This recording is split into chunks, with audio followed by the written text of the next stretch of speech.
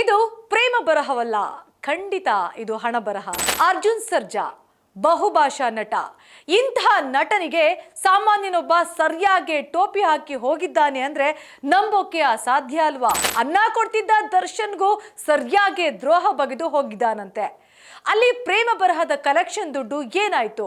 ನಂಬಿಕೆ ದ್ರೋಹವಾದ್ರೆ ಏನ್ ತಾನೇ ಮಾಡೋಕೆ ಸಾಧ್ಯ? ಈ ಮೋಸದ ಕತೆ ಶುರುವಾಗೋದು 2018ರಿಂದ. ದರ್ಶನ್ ಪಿಯೆ ಎಲ್ಲಿ ಹೋದ ಅನ್ನೋದು ಮಾತ್ರ ಇನ್ನೂ ನಿಗೂಢ. ಕಷ್ಟಪಟ್ಟು ತಗೊಂಡಿರೋ ಚಿನ್ನನ ಕಡಿಮೆ ಬೆಲೆಗೆ ಮಾರೋಕ್ಕಾಗತ್ತಾ? ಒಳ್ಳೆ ಬೆಲೆ ಸಿಗೋ ಕಡೆ ಮಾರ್ಬೇಕು.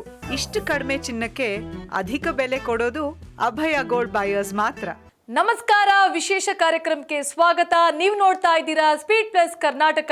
ನಾನು ಸೌಮ್ಯ ರಾಮನಗರ. ಇದು ಪ್ರೇಮ ಬರಹವಲ್ಲ, ಖಂಡಿತ ಇದು ಹಣ ಬರಹ. ನಟ ದರ್ಶನ್ ಮಾಜಿ ಪಿಎ ಹಿರಿಯ ನಟ ಅರ್ಜುನ್ ಸರ್ಜಾಗೆ ಅಂಥದ್ದೊಂದು ಮೋಸ ಮಾಡಿ ನಾಟ್ ರೀಚಬಲ್ ಆಗಿದ್ದಾರೆ. ಅನ್ನ ಕೊಡ್ತಿದ್ದ ದರ್ಶನ್ಗೂ ಸರಿಯಾಗಿ ದ್ರೋಹ ಬಗೆದು ಹೋಗಿದ್ದಾನಂತೆ. ಅಲ್ಲಿ ಪ್ರೇಮ ಬರಹದ ಕಲೆಕ್ಷನ್ ದುಡ್ಡು ಏನಾಯ್ತು? ದರ್ಶನ್ ಪಿಯೆ ಎಲ್ಲಿ ಹೋದ ಅನ್ನೋದು ಮಾತ್ರ ಇನ್ನೂ ನಿಗೂಢ. ಅರ್ಜುನ್ ಸರ್ಜಾ ಬಹುಭಾಷಾ ನಟ. ಇಂತಹ ನಟನಿಗೆ ಸಾಮಾನ್ಯನೊಬ್ಬ ಸರಿಯಾಗಿ ಟೋಪಿ ಹಾಕಿ ಹೋಗಿದ್ದಾನೆ ಅಂದ್ರೆ ನಂಬೋಕೆ ಅಸಾಧ್ಯ ಅಲ್ವಾ? ಆದ್ರೆ ಏನ್ ಮಾಡ್ತೀರಾ? ನಂಬಿಕೆ ದ್ರೋಹವಾದ್ರೆ ಏನ್ ತಾನೇ ಮಾಡೋಕೆ ಸಾಧ್ಯ? ಈ ಮೋಸದ ಕತೆ ಶುರುವಾಗೋದು 2018ರಿಂದ. ಆಗ ಏನಾಗಿತ್ತು ಅಂತ ಅಂದ್ರೆ, ಆ ವರ್ಷದ ಫೆಬ್ರವರಿ 9ರಂದು ರಾಜ್ಯಾದ್ಯಂತ ಪ್ರೇಮ ಬರಹ ಅನ್ನುವ ಸಿನಿಮಾ ತೆರೆಗೆ ಬಂದಿತ್ತು. ಇದನ್ನ ಅದೆಷ್ಟು ಜನ ನೋಡಿದ್ರೋ ಏನೋ, ಆ ವಿಚಾರ ಈಗ ಬೇಡ. ಆದರೆ ಈ ಚಿತ್ರದಲ್ಲಿ ಕಿರುತೆರೆಯಿಂದ ಪ್ರಮೋಷನ್ ಪಡ್ಕೊಂಡು ಚಂದನ್ ಕುಮಾರ್ ಹಿರಿತೆರೆಗೆ ಬಂದಿದ್ರು. ಇನ್ನು ಅರ್ಜುನ್ ಸರ್ಜಾ ಅವರ ಮೊದಲ ಪುತ್ರಿ ಐಶ್ವರ್ಯ ಅರ್ಜುನ್ ನಾಯಕಿಯಾಗಿ ನಟಿಸಿದ್ರು. ಚಿತ್ರದಲ್ಲಿ ದರ್ಶನ್ ಹಾಗೂ ಧ್ರುವ ಸರ್ಜಾ ಹಾಡೊಂದರಲ್ಲಿ ಕಾಣಿಸಿಕೊಂಡಿದ್ರು.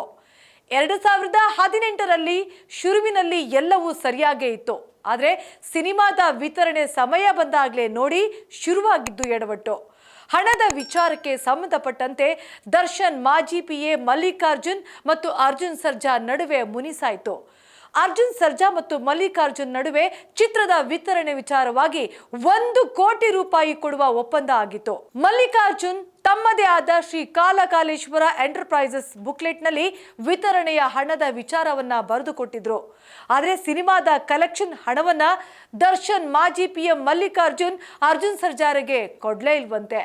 2018ರ ಫೆಬ್ರವರಿ ತಿಂಗಳ ನಂತರ ಮುಂದಿನ 6-7 ತಿಂಗಳು ಅರ್ಜುನ್ ಸರ್ಜಾ ಮಲ್ಲಿಕಾರ್ಜುನ್ ಬಳಿ ವಿತರಣೆಯ ಹಣ ಕೊಡುವಂತೆ ಕೇಳಿದ್ದಾರೆ.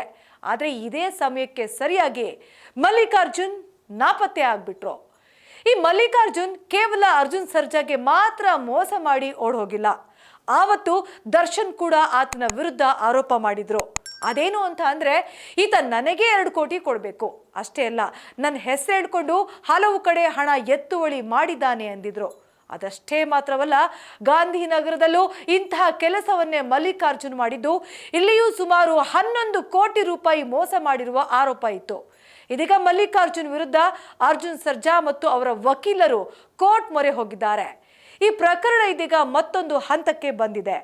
ಮಲ್ಲಿಕಾರ್ಜುನ್ ಹಾಜರಾಗದೇ ಇರೋದ್ರಿಂದ ಬಂಧನದ ವಾರೆಂಟ್ ಜಾರಿ ಮಾಡುವಂತೆ ಕೋರ್ಟ್ ಆದೇಶ ಕೊಟ್ಟಿದೆ. ಹಾಗಿದ್ರೆ ಮಲ್ಲಿಕಾರ್ಜುನ್ ಹೋಗಿರೋದಾದ್ರೂ ಎಲ್ಲಿಗೆ? ಆತನನ್ನ ಅರ್ಜುನ್ ಸರ್ಜಾ ಹುಡುಕ್ಲೇ ಇಲ್ವಾ ಅಂತ ಅನ್ನಿಸಬಹುದು. ಆ ಕೆಲಸವನ್ನು ಈಗ ಮಾಡಾಗಿದೆ. ಇನ್ನು ಈ ಮಲ್ಲಿಕಾರ್ಜುನ್ ಬಗ್ಗೆ ಮತ್ತಷ್ಟು ಹೇಳಬೇಕು ಅಂತ ಅಂದ್ರೆ, ಈತ ಮೂಲತಃ ಗದಗ ಜಿಲ್ಲೆಗೆ ಸೇರಿದವನು. ಪ್ರಕರಣ ನಡೆದು 7 ವರ್ಷವಾದ್ರೂ ಈತ ಯಾರಿಗೂ ಸಿಕ್ಕಿಲ್ಲ. ಮಲ್ಲಿಕಾರ್ಜುನ್ ನಾಪತ್ತೆಯಾದಾಗ ಅರ್ಜುನ್ ಸರ್ಜಾ ಆ್ಯಂಡ್ ಟೀಮ್ ಅವರ ಊರಿಗೆ ಹೋಗಿ ವಿಚಾರಿಸಿತ್ತು. ಆಗ ಮಲ್ಲಿಕಾರ್ಜುನ್ ಪತ್ನಿ, ಮನೆಗೂ ನನ್ನ ಗಂಡ ಬಂದಿಲ್ಲ, ಆದರೆ ಒಂದು ಪತ್ರ ಕೊಟ್ಟಿದ್ದಾರೆ ಅಂತ ಹೇಳಿ ಅದನ್ನ ಕೊಟ್ಟಿದ್ರು. ಹಾಗಿದ್ರೆ ಪತ್ನಿಗೆ ಬರೆದಿರುವ ಆ ಪತ್ರದಲ್ಲಿ ಏನಿತ್ತು ಅನ್ನೋದನ್ನ ನೋಡೋದಾದ್ರೆ, ಪ್ರೀತಿಯ ತೇಜಸ್ವಿನಿಗೆ, ದಯವಿಟ್ಟು ನನ್ನನ್ನು ಕ್ಷಮಿಸು. ನಾನು ನನ್ನ ಖಾಸಗಿ ವ್ಯವಹಾರಕ್ಕಾಗಿ ತುಂಬ ಸಾಲ ಮಾಡಿಕೊಂಡು ಅದನ್ನು ತೀರಿಸಲಾಗದ ಪರಿಸ್ಥಿತಿಗೆ ಬಂದಿದ್ದೇನೆ. ನನ್ನ ಈ ಕೆಲಸದಿಂದ ಯಾರಿಗೂ ಮುಖ ತೋರಿಸಲಾಗದ ಪರಿಸ್ಥಿತಿಯಲ್ಲಿ ಇದ್ದೇನೆ. ಆದ ಕಾರಣ ನಾನು ಎಲ್ಲೋ ಕಷ್ಟಪಟ್ಟು ದುಡಿದು ವಾಪಸ್ ಬಂದು ಸಾಲ ತೀರಿಸಿ ನನಗೆ ಅಂಟಿರುವ ಕಳಂಕ ಹೋಗಲಾಡಿಸಿಕೊಳ್ತೇನೆ. ಮತ್ತೆ ಧೈರ್ಯವಾಗಿ ತಲೆ ಎತ್ತಿ ಎಲ್ಲರ ಮುಂದೆ ಜೀವನ ನಡೆಸಬೇಕು ಅಂದ್ಕೊಂಡಿದ್ದೇನೆ. ಅಲ್ಲಿವರೆಗೂ ನಿಮ್ಮ ಎದುರಿಗೆ ಬರುವ ಶಕ್ತಿ ನನಗಿಲ್ಲ. ನನ್ನನ್ನು ಯಾವುದೇ ಕಾರಣಕ್ಕೂ ಹುಡುಕುವ ಪ್ರಯತ್ನ ಮಾಡಬೇಡಿ.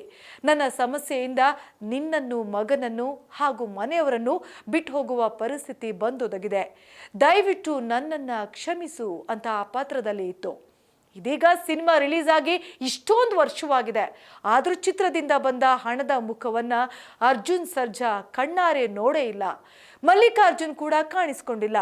ಮಲ್ಲಿಕಾರ್ಜುನ್ ಸಿಗೋದು ಯಾವಾಗ, ಸಿಕ್ಕಿದ್ರೂ ಹಣ ಬರುತ್ತಾ ಅನ್ನೋದೇ ಇಲ್ಲಿರುವ ಅನುಮಾನ. ಈ ರೀತಿ ಆಗ್ಬಿಟ್ರೆ ಪಾಪ ಸಿನಿಮಾಗೆ ಹಣ ಹಾಕಿದವರು ಎಲ್ಲಿಗೆ ಹೋಗಬೇಕು ಅಲ್ವಾ? ಇದಾಗಿತ್ತು ಇವತ್ತಿನ ವಿಶೇಷ. ನೋಡ್ತಾ ಇರಿ ಸ್ಪೀಡ್ ಪ್ಲಸ್ ಕರ್ನಾಟಕ, ನಿಮ್ಮಿಂದ ನಿಮಗಾಗಿ ನಿಮಗೋಸ್ಕರ. ನಮಸ್ಕಾರ. Speed plus Karnataka.